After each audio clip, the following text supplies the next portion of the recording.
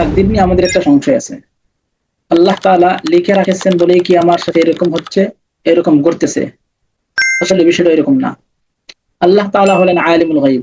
আল্লাহ তাআলা জানতেন আমি কি করব, আমি কি সিদ্ধান্ত নিব, ওই জানা অনুযায়ী আল্লাহ তাআলা লিখে রেখেছেন। তো আল্লাহ তাআলার জানাটা তো অপরাধ হয়নি। আল্লাহ আলিমুল গায়ব, তাই তিনি জেনেছেন এবং লিখেছেন।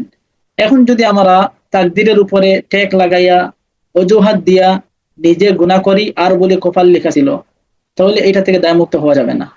সুতরাং ভালো কাজ করতে হবে। আল্লাহ তাআলা বলেন ফামান শাআ ফালইউমিন ওয়া মান শাআ ফালইয়াকফুর। যেই চায় ঈমান আনো, যেই চায় কুফরি করো।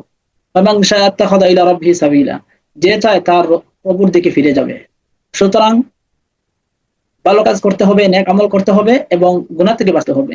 আরেকটা প্রশ্ন, তাহলে আমরা যে কষ্ট করতেছি, আমরা যে কষ্ট পাইতেছি, বিপদ আপদ, এগুলা কেন? তো এগুলা মুমিনদের জন্য পরীক্ষা। এগুলার জন্য আল্লাহ তাআলা হয়তো আমার দারাজাত বুলন্দ করে দিবেন অথবা আমার গুনাহকে মাফ করে দিবেন। এই সম্পর্কে আমার একটা বিস্তারিত ভিডিও আছে হাদিস নিয়ে, ইনশাআল্লাহ দেখে নেবেন।